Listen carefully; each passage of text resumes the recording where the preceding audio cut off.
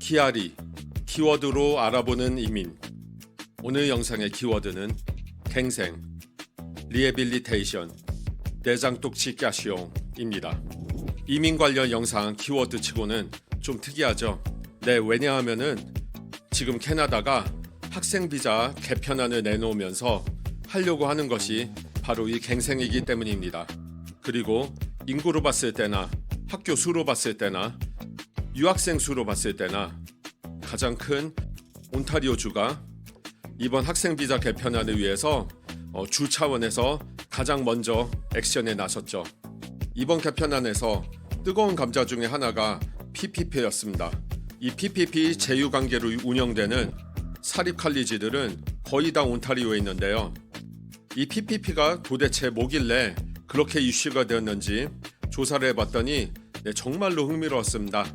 유학생의 증가는 캐나다 경제와 인구 증가에 상당한 도움이 되었죠. 사실 굉장히 큰 도움이 됐는데요. 이거를 온타리오주가 주도했고 PPP가 굉장히 큰 역할을 했습니다. 긍정적으로든 부정적으로든요. 막말로 이렇게 학위 장사를 하고 유학을 통한 영주권 장사를 하면서 캐나다 경제의 체급은 굉장히 커졌어요. 하지만 이 학위 장사는 단백질 보충제 정도로 적당히 소비를 했어야 됐는데 굉장히 중독이 돼서 일종의 스테로이드처럼 남용을 했습니다. 결국 그 스테로이드 남용으로 인한 부작용이 심각하게 발생한 게 현 상황이고요. 이번 영상에서는 이렇게까지 오게 된 과정을 과거로 거슬러 올라가서 차근차근히 알아보도록 하겠습니다. 무려 12년 전부터요. 그리고 이번 연방정부의 개편안이 과연 효과가 있을지, 그리고 나름의 대처안을 내놓은 온타리오주가 과연 이걸 잘 헤쳐나갈 수 있을지 살펴보도록 하겠습니다.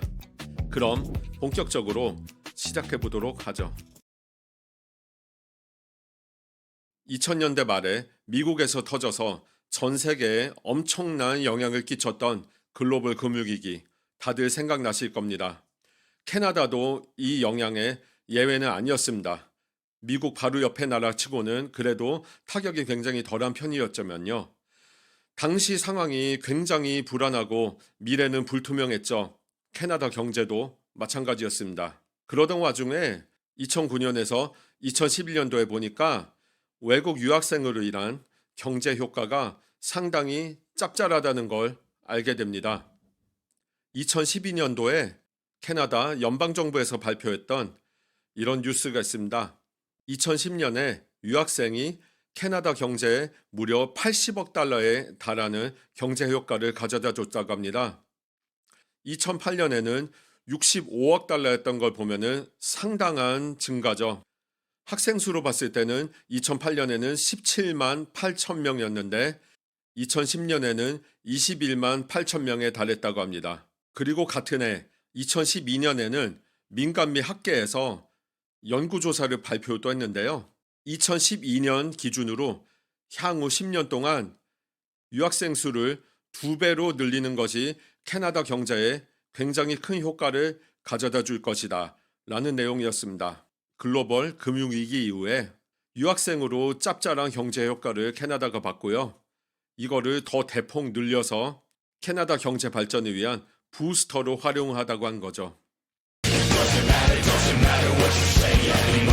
당시 캐나다 총리는 스티븐 하퍼 총리였습니다. 2006년에서 2015년까지 무려 10년 동안 부임을 했던 예전 진보보수당, 이름이 진보보수당이라 진보계열인 줄 알지만 사실은 현재 보수당의 전신당입니다. Progressive Conservative Party of Canada라고 하죠. 하퍼 총리가 결국에는 이 안을 수용을 하기로 결심을 합니다. 2022년까지 45만 명의 유학생을 받겠다는 계획을 발표를 했죠. 그리고 동시에 4년제 대학교뿐만이 아니라 포스트 세컨더리 스쿨, 그러니까 칼리지까지 PGWP 발급을 확대하는 안을 발표를 했습니다. 유학생들이 이제 졸업하면은 일까지 할 수 있게 되니까 캐나다 유학의 매력이 굉장히 강해졌죠. 그러던 한편에 2013년에 GTA, 그러니까 토론토 도심권 밖에 본교가 있는 온타리오주 퍼블릭 칼리지들, 그러니까 공립 칼리지들이요. GTA 지역에 캠퍼스를 만들면 훨씬 많은 학생들을 끌어들일 수 있을 거라는 생각을 합니다. 그런데 이제 문제가 있죠. 직접 캠퍼스를 증설을 하려면은 돈도 많이 들 뿐더러 절차도 굉장히 복잡하죠. 허가도 받아야 되고 건물도 지어야 되고요. 네, 시간이 엄청나게 걸릴 겁니다. 귀찮은 거 말할 것도 없고요. 그러다 보니까 난감했는데요. 엄청난 묘안을 생각을 합니다. 바로 GTA 지역 안에 있는 소규모 사립 칼리지들과 제휴를 맺는 거죠. 쉽게 말하면 사립 칼리지의 커리큘럼을 아웃소싱을 주는 겁니다. 이게 바로 퍼블릭 프라이빗 파트너십 PPP의 탄생입니다. 이거에 대한 자세한 얘기는 제 두 번째 영상에서 확인하실 수 있습니다. 일단 여기서는 자세한 설명은 생략하도록 하죠. 사실 지금 보면은 PPP 제휴 관계에 있는 사립학교의 교육 질이 많이 떨어지고 파행 운영을 한다는 것 때문에 문제가 상당히 됐고요. 이번 개편안까지 이어지게 된 측면이 있지만 엄밀히 말하면은 사립학교에서 가르친다고 해도요. 그 커리큘럼과 교육 품질은 제휴관계를 맺은 공립 칼리지에 있는 게 맞습니다. 거기에서 커리큘럼 다 정해가지고 보내주는 거죠. 마치 밀키트를 집에서 그냥 조리를 해 먹듯이 사립학교에서는 그냥 요리만 해서 가르치면 되는 거죠. 문제는 학생들을 너무 많이 받는 바람에 관리가 잘 안 돼서 품질이 많이 떨어진 거겠지만요. 아무튼 간에 PPP는 엄청나게 성장을 하게 됩니다. 너무 성장을 해서 품질과 관리 측면에서 이슈가 생기기 시작하니까요. 온타리오 주정부에서 제동을 겁니다. 2017년쯤에 당시 온타리오주 총리였던 케이틀린 우인이라는 분께서 제동안을 냅니다. 케이틀린 우인 전 온타리오주 총리는요. 2013년부터 2018년까지 총리직에 있었습니다. 지금 현재 총리인 덕포드의 전임 총리고요. 온타리오주 리버럴당 당시 당수였습니다. 당시 윈 총리가 제동을 걸기 위해서 내세웠던 안 중에 가장 중요한 거는요. 본교 학생보다 PPP 관계에 있는 사립 쿼던컷 캠퍼스는요. 그 제휴 관계에 있는 공립 칼리지의 본교 학생 수의 2배 이상을 학생으로 받을 수 없다. 이게 가장 중요한 제동안이었습니다. 솔직히 상식적으로 생각하면 좀 웃기죠. 훨씬 큰 덩치면에서 훨씬 큰 공립 칼리지들, 그러니까 GTA 밖에 있는 공립 칼리지들이죠. 그 학교들보다 훨씬 많은 수의 학생들을 받는 것 자체가 굉장히 좀 상식 밖이었죠. 하지만 현실이 그랬습니다. 돈이 되니까요. 그러다가 2018년에 온타리오주 정권이 바뀌게 되면서 양상이 완전히 달라집니다. 케이틀린 윈 총리의 다음 총리 덕 포드를 소개합니다.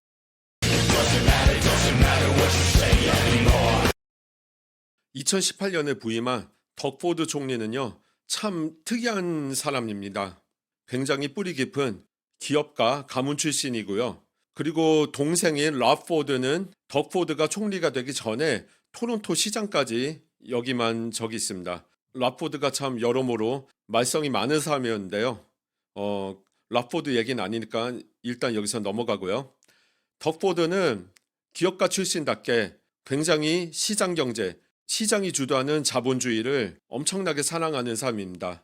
기업가 정신이 투철한 사람인 거죠. 그래서 공공 서비스의 민영화도 상당히 좋아하고요. 최근에는 서비스 온타리오라고요. 한국으로 치면은 일종의 주민센터 또는 구청 업무를 보는 그런 사무소를 미국의 사무용품 대형 유통사인 스테이플스에 위탁을 하기로 했고요. 심지어는 월마트에도 일부 위탁을 주겠다는 그런 방안을 최근에 발표를 해서 또 상당히 논란이 됐습니다. 참 덩치도 크시고 카리스마도 넘치고 항상 뭔가 쾌활해 보이는 유쾌해 보이는 그런 분이셔요. 호불호를 떠나서요. 이 덕포드 총리는요. 당연하지만 전임 총리인 케이틀린 윈 총리의 PPP 관련 제약안에 손을 댑니다. 그래서 좀 전에 말씀드렸던 그 PPP 사립 칼리지의 재학생은 공립 칼리지의 본교 학생 수의 2배를 넘을 수 없다. 이 안을 그냥 사실상 폐기 처분을 해버립니다. 그 폐기 처분의 시발점은 노던 칼리지라는 퍼블릭 칼리지로 시작이 됐는데요. 온타리오주 사우스 포큐파인이라는 어딘지 잘 모르겠는 그런 도시에 본교가 있는 학교예요. 그런데 이 학교가 이제 토론토에 PPP가 있었는데요. 당연히 PPP에 있는 학생 수가 2배를 넘었죠. 지금 화면을 보시면 아시겠지만 본교가 토론토에서 차로 7시간 거리에 있습니다. 온타리오주 북부 쪽의 대표 도시라고 할 수 있는 서드버리에서도 훨씬 위쪽에 있죠. 정말 저기가 어딘지도 모르겠어요. 아무튼 이 학교의 재학안을 풀어줘요. 그리고 이후에는 PPP 제휴관계에 있는 퍼블릭 칼리지들이 그 GTA 안에 있는 사립 칼리지에 최대 7,500명까지 학생을 받을 수 있다고 아예 그냥 못을 박아버립니다. 풀어버린 거죠. 그런데 문제는요, 여기에서 끝나지 않고 민생을 위한다는 명목으로 로컬 학생, 그러니까 영주권자와 시민권자 학생의 학비 인상을 동결을 해버려요. 한마디로 물가가 올라도 학비를 더 올려받지 못하게 된 거죠. 그리고 동시에 학교에 대한 주정부의 지원금은 줄여버립니다. 그러면 국내에서 돈이 나올 수가 없죠. 학교 입장에서는.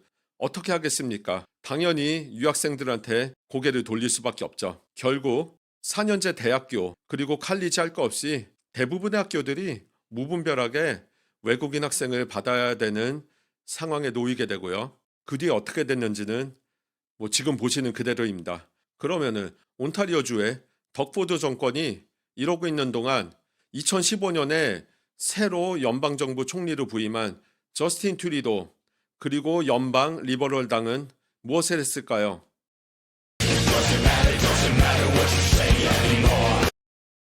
저스틴 트루도는 다들 잘 아시는 분이실 겁니다. 캐나다 역대 총리 중에서도 존재감이 가장 높은 분 중에 하나인 피에르 엘리더 트루도 총리의 아들이죠. 그리고 얼굴도 훤칠하게 잘생기고 키도 아주 크고요. 젊은 나이에 총리로 부임을 해서 정말 전 세계적으로도 많이 화제를 끌었었어요.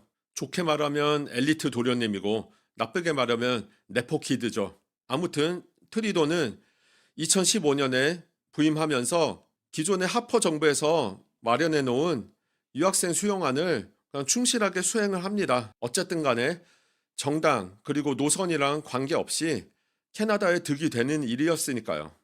최소한 당시엔 그랬죠. 그리고 유학생의 증가는 이 온타리오주가 엄청나게 적극적으로 학생을 수용한 것과 맞물려서 원래 계획보다도 훨씬 빨리 증가를 하게 됩니다. 아까 전에 말씀드렸듯이 2022년까지 45만 명을 받는 게 원래 아니었는데요. 2019년 기준으로 거의 64만 명이 학생 비자 발급을 받는 그런 상황이 되었죠. 정말 엄청나게 증가를 했습니다. 그리고 2020년에 터졌습니다. 코비드가요.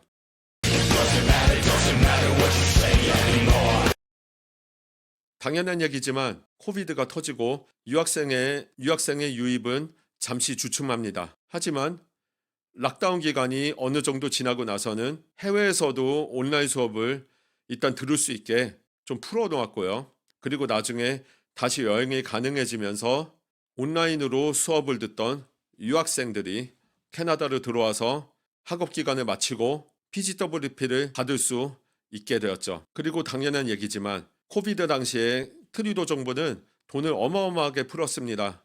정말 국고를 탈탈 털었어요. 그러면 어떻게 될까요? 지금 2024년이라 결과는 이미 알고 있지만 경제가 박살나게 되죠. 정부에서도 이걸 모르진 않았을 거예요, 사실. 그리고 코비드 이후로 일을 할 사람들, 인력들도 많이 부족하게 됐습니다. 그래서 어떻게 했을까요? 네, 그렇습니다. 부스터죠, 부스터. 그래서 학생들을 더 무분별하게 받기 시작을 했습니다. 온타리오주뿐만이 아니라 각 주의 학교들이 다들 적극적으로 나섰고요. 연방정부도 뭐 돈이 들어오니까 별로 신경을 안 썼죠. 그리고 사실은 이 유학생들을 받는 거는 학교입니다. 그리고 주정부고요. 그러니까 주정부의 관리를 받는 학교들이 유학생을 받겠다고 하면 그 연방정부에서는 그 개개인이 하자가 특별히 없는 이상 사실 뭐 그냥 도장을 찍어 주는 거죠. 그리고 유학생이 더 필요하게 됐으니까 더더욱 널널하게 받은 거고요. 이런 학생들이 캐나다에 들어와서 공부도 열심히 하고 PGWP 받은 뒤에 자기 전공 살려가지고 일도 잘했으면 정말 좋았겠지만요. 이렇게 학생들을 무분별하게 받다 보니까 이들 중에 상당수가 그냥 별로 공부에 관심이 없고 일에 치중을 한 다음에 나중에 영주권 신청하는데 더 관심이 많았습니다. 그래서 학교에는 이름만 걸고 잘리지 않을 정도로 대충 다니면서 돈 버는 일에나 집중을 하죠. 게다가 캐나다 연방정부에서 원래는 학생 비자 보유자가 주 20시간까지만 파트타임으로 일이 가능한데요. 일주일에 40시간까지 일을 할 수 있게 풀어버렸는데요. 이게 원래는 2023년 12월에 끝났어야 됐어요. 다시 20시간으로 돌아왔어야 됐는데 이게 올해 4월까지인가로 아마 연장이 되는 걸로 알고 있습니다. 4월 말이 지나면은 다시 20시간으로 백을 하겠죠. 아무튼 학생 비자 있으면은 풀타임으로 일을 할 수 있게 되는데 애초에 공부에 관심이 없었으면은 뭐 완전 신났죠. 정말 신나게 일만 하는 겁니다. 그리고 이렇게 되다 보니까 얼마나 막장이 됐냐면요. 한국이 아니라 다른 나라 얘긴데요. 그 이민 에이전시 또는 유학원에서 고객이 캐나다로 출국을 하기 전에 브로커한테 대출을 받는 식으로 해가지고 캐나다에 오고 나서 바로 차를 받습니다. 그리고 그 차로 우버를 돌리는 거죠. 그리고 이런 것도 있다고 합니다. 영어를 못하는 남자가 영어가 되는 여자와 결혼을 해요. 오죽하면은 IELTS Girls라는 속어까지 있습니다. 이런 IELTS Girls랑 결혼을 합니다. 물론 결혼 비용은 남자 측에서 부담을 하고요. 그리고 이 신부를 캐나다로 유학을 보내면서 자기도 같이 가서 풀타임으로 일할 수 있는 배우자 오픈 워크 퍼밋을 받는 겁니다. 그리고 풀타임으로 일을 한 거죠. 그리고 나서 졸업하고 영주권 신청하고 나중에 여자는 그냥 가버리는 겁니다. 이혼을 해버리거나요. 아니면 심지어는 그 전에도 그냥 찢어지는 경우도 있겠죠. 뭐 이런 식으로 파행이 계속되다 보니까 터질 게 터집니다. 특히 GTA 지역 위주로 유학생 수가 엄청나게 늘어나요. 그런데 주택 공급은 전혀 되지 않죠. 게다가 초저금리 시대가 계속되면서요.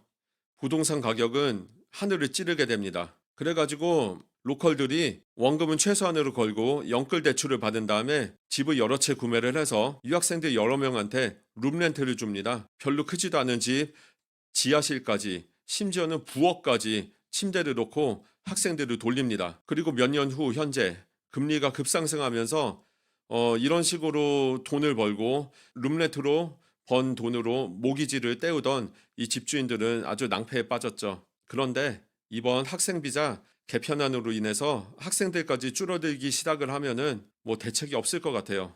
이거는 나중에 또 별도로 얘기하는 게 낫겠지만요.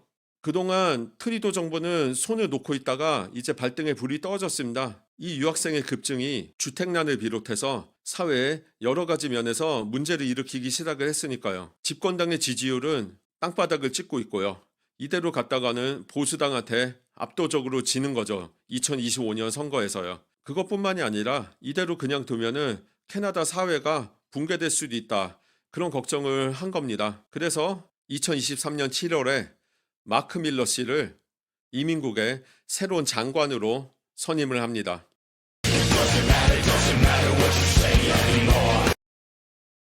마크 밀러 장관에 대해서 자세한 소개는 하지 않겠습니다. 두 번째 영상에서 이미 했거든요. 트리도 총리와 같이 몬트리올에 지역구를 두고 있는 그런 분입니다.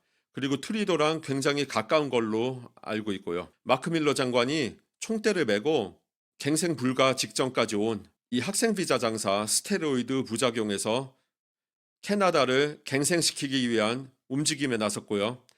그게 바로 이번 학생 비자 개정안입니다.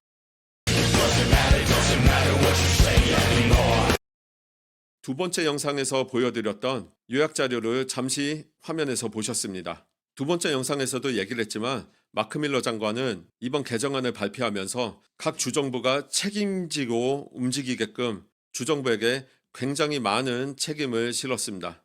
그리고 온타리오주가요. 이런 갱생의 여정에 가장 먼저 부응을 했어요. 압도적으로 가장 많은 외국인 학생을 보유한 주니까 당연한 거죠. 전체의 절반 이상이니까요. 그런데 대응안이라고 발표한 게 조금 애매합니다. 한번 뭐 간단히 보죠. 일단 유학생을 많이 받는 학교들의 프로그램을 검토해서 품질이 좋고 노동 시장의 수요에 부응하는지 그런 걸 좀 더 면밀하게 관찰할 거라고 합니다. 그리고 학업 성과를 최대한 높일 수 있도록 학생 성과 설문조사 응답률을 높이겠다. 설문조사요? 뭐 이게 효과가 있을지 모르겠네요. 저보다 뭐 많이 아는 분들이니까 효과가 있겠죠, 뭐. 모든 학교가 신입 유학생에게 주거시설 사용 옵션을 제공하게끔 요구하겠다고 합니다. 뭐 기숙사의 형태가 될지 여기서 말하는 임대주택, 어포더블 하우징이 될지 모르겠지만요. 이 뭔가 사람이 살 곳을 만든다는 것 자체가 학교에게는 엄청나게 부담이 될 겁니다. 어떤 형태로 나올지는 아직 구체적이지는 않지만요. 그리고 커리어 칼리지에 대한 감독을 강화하고 유학생을 착취하는 악덕 채용 업체를 단속하기 위해서 부처 간의 단속 활동을 일원화하고 더욱 효과를 높이겠다고 합니다. 듣기로는 꽤 무서워 보이는데 얼마나 잘할지는 두고 볼 일이죠. 그리고 가장 중요한 거는 시장 경제를 사랑하는 덕포드 정권이 케이틀린 윈 전 총리의 규제안을 다시 살리기로 합니다. 즉 새로운 PPP 파트너십 체결은 중단한다고 하고요. 일시적이지만. 그리고 기존 PPP는 강의의 질 향상을 위해서 감독을 강화한다고 합니다. 그리고 PPP에서 받는 유학생의 수에도 제한을 둔다고 하고요. 이에 따라서 칼리지 온타리오는 협회가 있어요. 24개 공립 칼리지가 모두 가입되어 있는 중앙협회인데요. 온타리오주 내에요. 이 칼리지 온타리오에서는 온타리오 주정부와 특히 연방정부의 이번 개편안에 대해서 비판적인 의견을 냈습니다. 이 협회에서 낸 성명을 간단하게 보면요. 연방정부에서 유학생 수를 제한함으로써 지역사회와 고용주에 심각한 타격이 올 거다. 그리고 이 제한이 주정부와 그리고 현업에 있는 대학교들 그리고 협회들과 전혀 협의가 이루어지지 않은 채 일방적으로 발표를 해서 굉장히 타격이 크고 혼란스럽다. 그리고 연방정부는 이렇게 갑작스럽게 유학생들에게 엄청난 차질을 유발한 거 그리고 이로 인해서 캐나다의 평판이 심각하게 나빠질 것에 대해서 대학교와 주정부와 좀 논의를 진지하게 해야 된다라고 주장을 했고요. 그리고 온타리오주 경제의 여러 가지 부문에서 온타리오주의 학교를 졸업한 졸업생들이 얼마나 많이 기여를 하는지 특히 노동시장의 수요를 얼마나 많이 커버를 해주는지 그걸 알 필요가 있다고 얘기를 했습니다. 그런 연방정부의 이번 조치는 졸속 행정일까요? 아니면은 납득할 만한 행보일까요? 제 개인적인 생각에는 양쪽 다 어느 정도 해당되는 부분이 있고요. 이게 졸속일지 아니면 적절한 조치인지는 지금 우리는 판단할 길이 없습니다. 다만 결과가 말해줄 겁니다. 결과가 잘 되면은 적절한 조치고요. 잘 되지 않으면은 졸속 행정일 겁니다. 물론 현실 세계는 흑과 백으로 나뉘지 않죠. 아마 성공과 실패의 중간 정도가 될 거고요. 어느 정도 효과를 보는 부분이 있는가 하면은 전혀 도움이 안 되거나 오히려 상황이 악화가 되는 부분도 있겠죠. 일단 졸속 행정이라고 볼 수 있는 부분을 몇 가지 생각을 하면은 우리 이민자들 입장에서요. 유학을 하려고 하는 분들, 유학 중인 분들의 입장에서 생각을 하면요. PGWP와 SOWP, 배우자 워킹 퍼밋이 엄청나게 제한을 받으면서 유학 생활 그리고 나중에 영주권을 도전하기 위한 길이 굉장히 차질을 빚게 된 그런 분들이 많아요. 한국인뿐만이 아니라 다른 나라 학생들도 마찬가지죠. 그리고 준비가 제대로 되지 않은 게 명백한데 주정부한테 너무 많은 책임을 떠밀었습니다. 온타리오주만 봐도 학교뿐만이 아니라 이런 학생들을 고용하는 업체들한테도 엄청난 타격이 가게 됐어요. 온타리오주 같은 경우 로컬 학생의 학비가 여전히 동결이 돼 있고 주정부에서 지원금도 많이 줄인 상태에서 외국인 학생을 제한을 둔다. 특히 온타리오주는 앞으로 들어오는 외국인 학생 수가 절반 수준으로 떨어질 걸로 예상을 하는데 학교들은 어쩌란 걸까요? 칼리지까지 갈 필요도 없어요. 지금 4년제 유니버시티 그것도 굉장히 이름 있는 4년제 대학교들이 크고 작은 재정난에 시달리고 있습니다. 뭐 퀸즈라든지 워털루라든지 웨스턴이라든지 요크 유니버시티, 다 이름 있는 유명한 학교들이죠. 이 학교들도 외국인 학생이, 이런 학교들도 지금 재정난에 시달리는데 전체적으로 외국인 학생이 줄어들면 어떻게 할까요? 그리고 학생들의 주거 시설을 마련하라고 하는데 이 돈은 어디서 나올까요? 주정부에서 어느 정도 지원을 해야 될 텐데 충분히 할 수 있을까요? 연방정부에서는 도와줄 의향이 있을까요? 학교들은 재정난에 더 시달릴 수밖에 없고요. 보통 이런 상황이 되면 제일 만만한 게 뭘까요? 네, 인건비죠. 레이오프입니다. 학교에서 레이오프가 일어날 거는 자명하고요. 이로 인해서 실업자가 양산되면 어떻게 할까요? 뭐 실업률이 올라가니까 금리 내릴 구실이 생겨서 좋은 걸까요? 뭐 이런 식의 빅픽처를 그린 건 아니겠죠, 설마. 하지만 반면에 적절한 조치라고 볼 수 있는 부분도 있습니다. 현재 상태를 보면 어느 정도 충격적인 조치는 불가피했다. 학교와 수업의 질은 점점 크게 떨어지고 있고요. 그리고 특정 지역에 유학생이 지나치게 밀집이 돼서 사회 경제적인 문제도 굉장히 많이 발생을 했죠.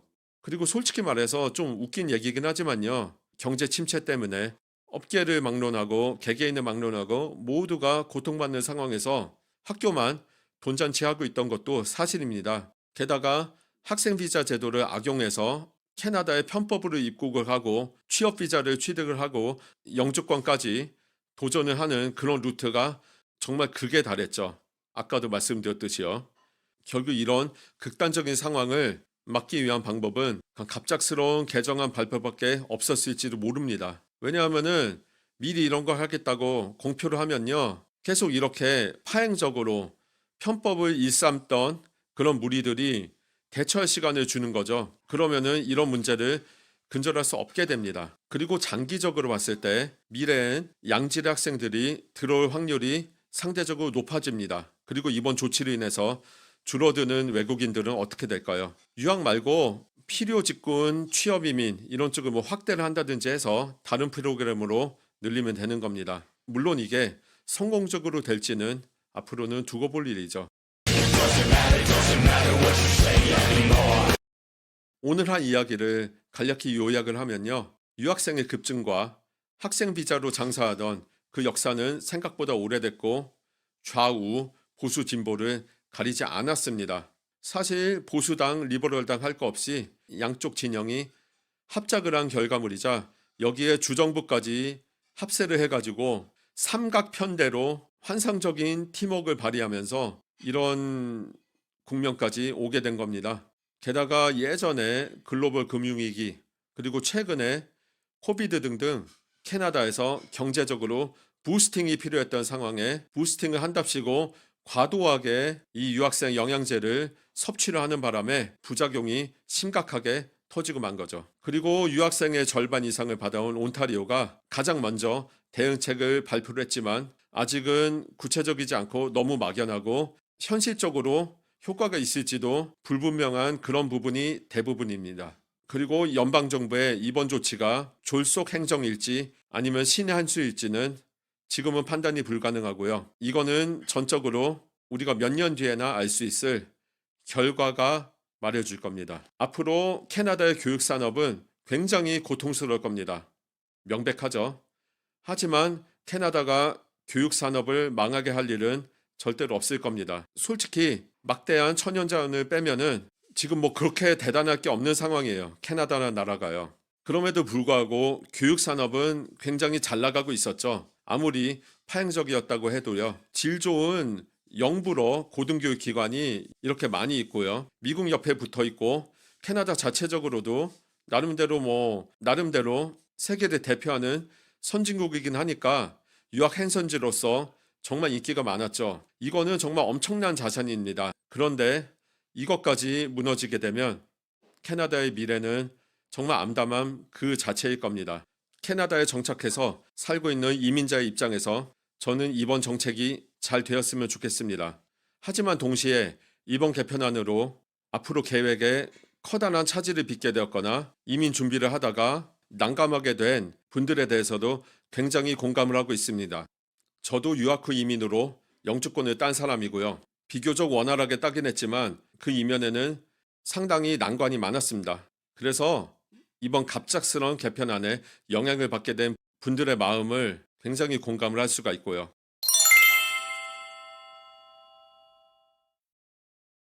지난번 두 번째 영상과 이번 영상에서는 굉장히 힘을 많이 주고 심각한 얘기들을 많이 했는데요. 다음 영상에서는 좀 부담 없는 얘기들, 그리고 이번 개편안이 터지기 전에 제가 처음 영상을 시작했을 때 원래 하려고 했던 얘기들을 좀 하도록 하겠습니다. 사실 이렇게 심각한 내용들을 다룰 준비가 덜 된 상태에서 본격적으로 영상을 만들 수밖에 없게 돼가지고 여러분께 더 효과적으로 더 쉽고 재미있게 내용을 전달하지 못하고 길고 딱딱하고 어렵게 전달할 수밖에 없었지만요. 그래도 여기까지 영상을 봐주신 분들이라면 이해를 하고 인내심 있게 봐주셨으니까요.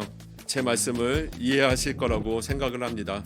아무튼 지금까지 영상 봐주셔서 다시 한번 감사하고요. 다음 영상에서 또 뵙도록 하겠습니다. 이번 영상 마음에 드셨다면 구독, 좋아요, 알림 꼭 눌러주시기 바라고요. 그럼 다음 영상에서 뵙겠습니다. 감사합니다.